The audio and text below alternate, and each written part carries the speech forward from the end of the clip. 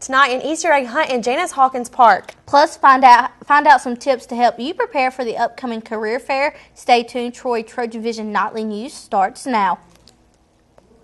From the high-definition digital production center on the Troy campus, with news from Troy University locations around the world, this is TrojanVision Nightly News. Hello and welcome to TrojanVision Nightly News for March 29, 2013. I'm Courtney Addison. And I am Rachel Scarborough. Thank you for joining us this evening. Everyone's main goal after graduation is finding a job, and on Thursday, Troy students can meet their future employers at the biannual career fair. On Thursday morning, employers from across Alabama will be in Troy to hopefully find some new employees. And students can get help with an important document needed for most career fairs from the Career Service Center in Eldridge Hall. We want to say that if you have a resume, that's a very good thing to bring with you, and we would be glad to work with students on developing their resume. One way they can do that is they can go to our website, troy.edu/careerservices, and click on Trojan Recruiting Live, and there's a resume builder there. It will actually, they can upload it to the website, and we will check it for them and send them an email with some tips. This year's fair is in a different location, and Cole says she hopes the move brings more students to the career fair. We're doing it in Sartain this year, so we just want to try a new venue to see if we like it better. We're hoping that as students walk in from the parking lots, it's a convenient location for our students. Going to the career fair is like going to a job interview. You want to dress to impress. When you come to the career fair, if you can, please dress appropriately. Do not have to wear a suit or anything too fancy, but if the students could please wear just slacks, a nice button down, just look pretty presentable. If we can avoid jeans, that'd be great. And the career fair is not only for graduating seniors. Any classification can attend and are encouraged to make connections with companies. They are looking to hire. They are looking for our students. They know that we've got great quality students and good programs and majors, so they definitely want time to talk to the students because they're very interested in them for jobs and internships. And for the younger students and the underclassmen, they want to get to know them. They want to start forming relationships so that when they are ready to graduate, they're ready to hire them. The career fair will be April 4th from 9 a.m. until noon in Sartain Hall. At this time, there are 44 companies attending the fair. Today, the food court in the Trojan Center wasn't as busy as usual, mainly because many students were already preparing to head home for Easter weekend. But those students who were still hanging around on campus took some time to tell me a little bit about their plans for Easter weekend. Easter eggs, the Easter bunny, and sunrise church services are all something many students look forward to this weekend. And whether students will be going home or celebrating Easter in Troy, many students still have a big weekend ahead. I don't get to go home for the entire weekend, but I get to go home on Sunday. I'll leave early Sunday morning and drive 4 hours home just to spend time with my family. So I'll be going home to Panama City Beach, Florida. And I have a few pre-Easter services to go to just to celebrate the whole holiday. And when asked the question, what does Easter exactly mean to you, I seem to get one common response: the resurrection of Jesus Christ. Easter is all about celebrating the fact that Jesus has risen again. We celebrate that he died on the cross for us and that he rose again. We celebrate that on Sunday.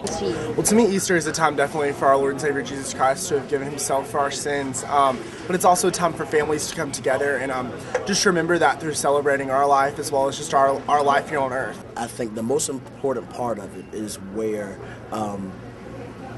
he got up, where he was resurrected from the dead.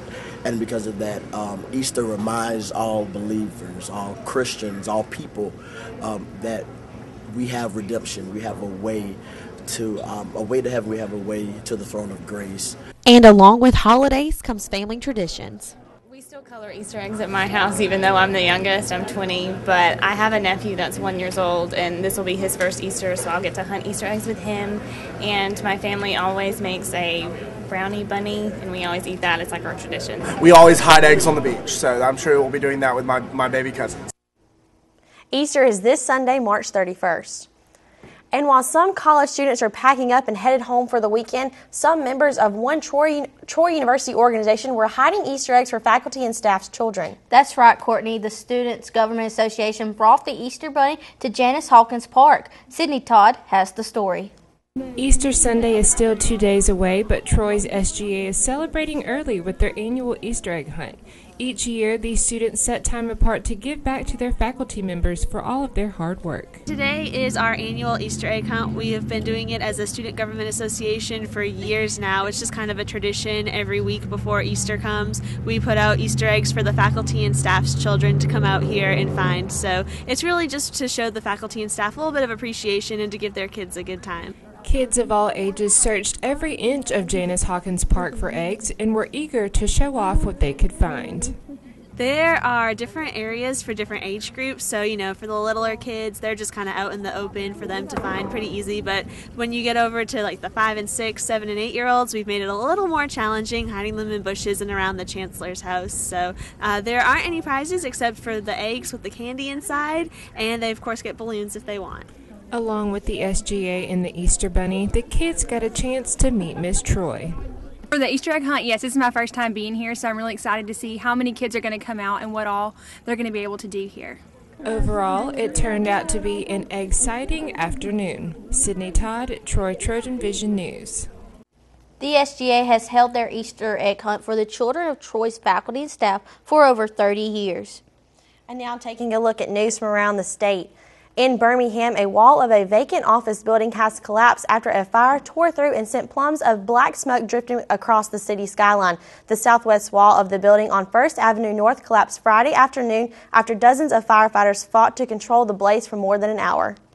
In Hoover, officials say 15 people had to be treated for possible carbon monoxide poisoning at a resort near Birmingham. Hoover Fire Department spokesman Rusty Lowe says the problem occurred Friday at the Renaissance Ross Bridge Golf Resort and Spa. Fire investigators suspect a faulty heating system may have caused a carbon monoxide leak in the hotel.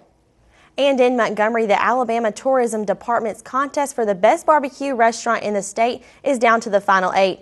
The department's Brian Jones says the contest on Facebook pits Jim and Nick's in Birmingham against Tuscaloosa's Dreamland in the Central Division. Big Bob Gibson in Decatur is matched against Lawyers in Athens to represent North Alabama. Sam's Barbecue in Montgomery and Laney's in Selma are competing in the South region. LA Barbecue in Summerdale is going against the Shed in Mobile for the Gulf region.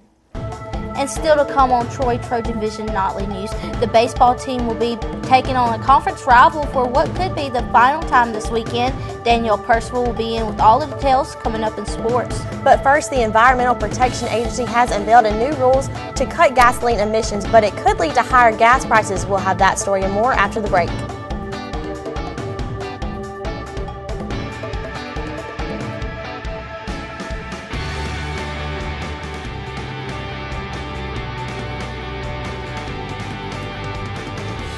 The EPA rolls out new rules for cleaner gas. I'm Randall Kingston in Washington. Coming up, why the oil industry says you may be paying more at the pump. Nice.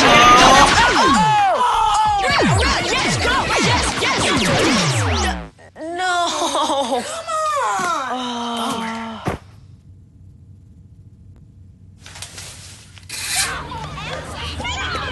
Oops. Yeah, sure. Let's go. Let's go. Moms everywhere are finding ways to keep kids active and healthy. Works every time. Get ideas, get involved, get going at letsmove.gov. Troy has given to me so much more than I ever anticipated, and it creates that desire to keep doing something better. There's a perfect opportunity to get involved. Troy has many organizations here on campus that just give you the opportunity to find your niche here, to find your home, to find your passion. On campus or online, Troy offers you the hands-on experience you need to pursue an exciting career in communications and journalism. Troy University. It's all you need to know. My name is Liz. I study broadcast journalism at Troy, and I am a Troy Trojan. From the high-definition digital production studios of Troy University, you're watching the award-winning Troy TrojanVision Nightly News. And now for a look at what's happening across the nation and around the world, we go to Courtney Addison at the Global News Desk. Courtney? Thanks, Rachel. The EPA is proposing a new set of rules for how clean your gasoline should be. The new low sulfur rule regulations are the same ones already in place in California. But what will this mean to the rest of the country? Randall Pinkston is in Washington with more. The Environmental Protection Agency wants gasoline makers to clean up their act and lower the amount of sulfur with every fill-up. That rule by itself will have the effectiveness of taking 33 million cars off the road. The White House says the new standard will lead to cleaner air, cutting billions in healthcare costs and saving as many as 2,400 lives a year. It is the single most important air pollution control strategy that President Obama will likely offer in his second term as president. The EPA says the new rules will only add a penny to the cost of a gallon of gasoline. But the oil industry says it's more like 8 cents a gallon or an extra $1.50 every time you fill up. Gasoline's going to go up anyway. Not necessarily. It seems to. Why not spend more money if it's going to mean cleaner air? If it's going to mean cleaner air, we're already doing that. We're doing it in a big way. Rayola Dewar is an economist with the American Petroleum Institute. She says in the last decade, the industry has spent billions to lower sulfur emissions. But these new rules could actually be bad for the environment. Carbon emissions, greenhouse gas emissions, will go up. Why? Because they have to use more energy-intensive equipment to comply with this regulation. The auto industry is behind the new standards the EPA hopes to have in place by 2017. Randall Pinkston, CBS News, Washington. Soldiers across North Korea are gearing up for battle after North Korea's leader ordered generals to prepare for a possible strike on American targets in the region. The latest rhetoric has heightened concerns for the U.S. government. Kitty Logan has the latest. Soldiers chanted at a massive rally in the capital city of Pyongyang after North Korea's leader issued a battle cry.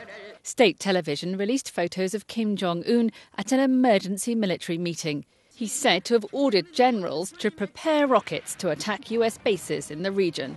These latest images show the North Korean leader apparently studying a map of potential strike paths.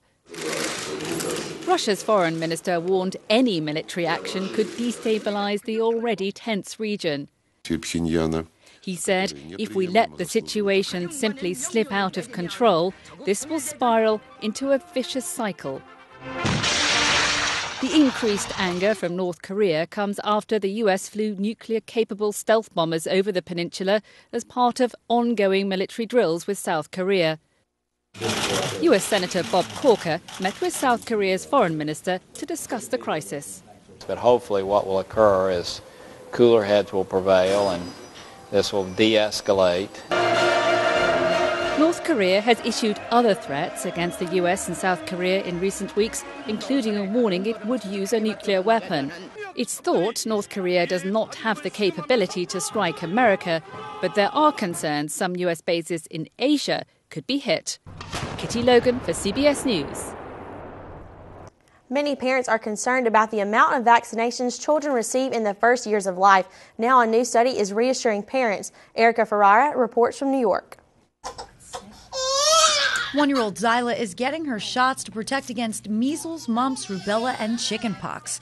Like many moms, Nadia Fogarty worries about her daughter having so many vaccines in the first years of her life. I'm still a little bit nervous about it. An estimated 1 in 10 parents refuse or delay vaccinations over concerns they may cause autism, even though there's no scientific evidence linking the two. Now a new study in the Journal of Pediatrics says getting multiple vaccines before age 2 doesn't increase the risk of autism either. Comparing the antigens received in vaccines between the children with autism and the children without autism, we did not find any difference overall. Initial worries over vaccines and autism came from a British researchers' study that linked the MMR vaccine to autism. That study was found to be a fraud. Children today get many more vaccines than they did 20 years ago. By the time a child is 2 years old, they can get as many as 24 shots. Pediatricians say it's best to follow the recommended vaccination schedule. Vaccination saves lives. And when you have a family that doesn't want vaccination or wants to delay the schedule of vaccination, you are putting your baby or your child at risk for something that can be prevented. That's all the reassurance this mom needed. I think they put these vaccines out, they put them out for a reason. Nadia just wants to keep her baby safe and healthy. Erica Ferrari for CBS News, New York. And that wraps things up from the Global News Desk. To see more stories from across the country and around the world, you can tune in to Trojan Vision Global News right after the nightly news. Now back to you, Rachel. Thank you, Courtney. And now Danielle Percival joins us with sports. So, Danielle, the baseball team is in action this weekend, and they're facing a conference foe. Well, that's right, Rachel. And as it turns out, this may be one of the final times that these teams meet on the diamond, but we'll get into that in the story. Okay. The Trojan baseball team will be back at home this weekend as it continues a 5-game homestand. Troy will welcome in Middle Tennessee for a 3-game series beginning tonight.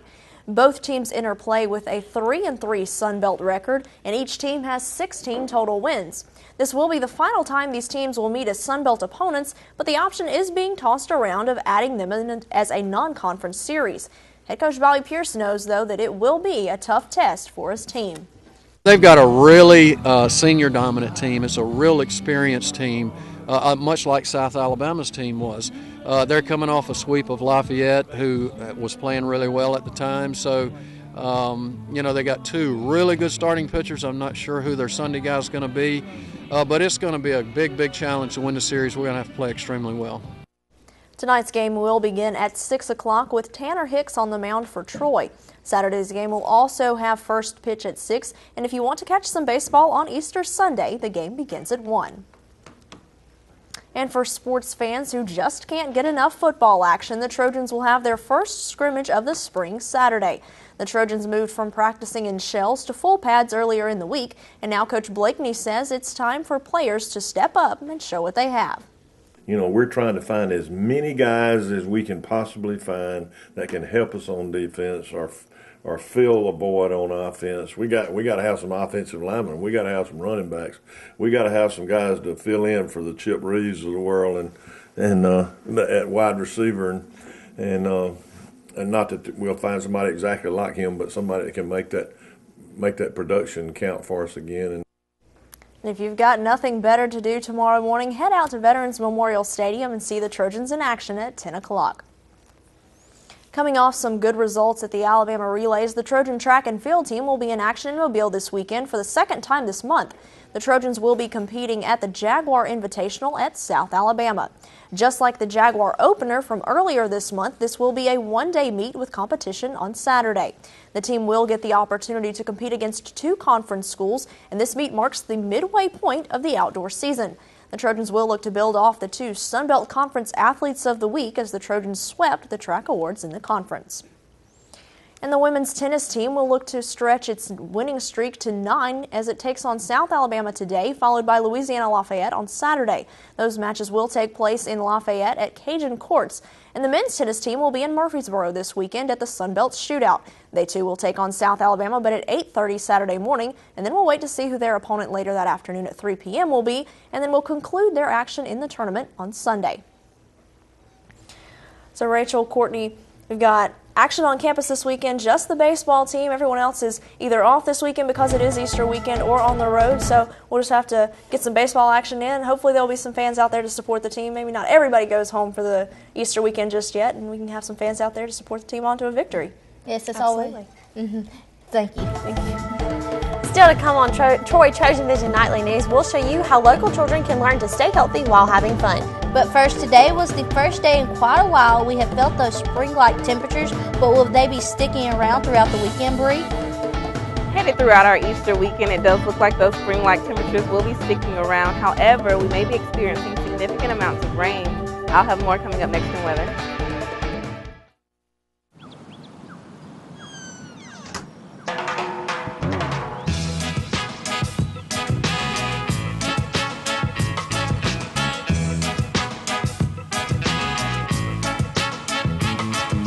Hands can do incredible things. Now they can even help save a life with hands-only CPR. If you see an adult suddenly collapse, just call 911, then push hard and fast in the center of the chest until help arrives. Learn more at handsonlycpr.org.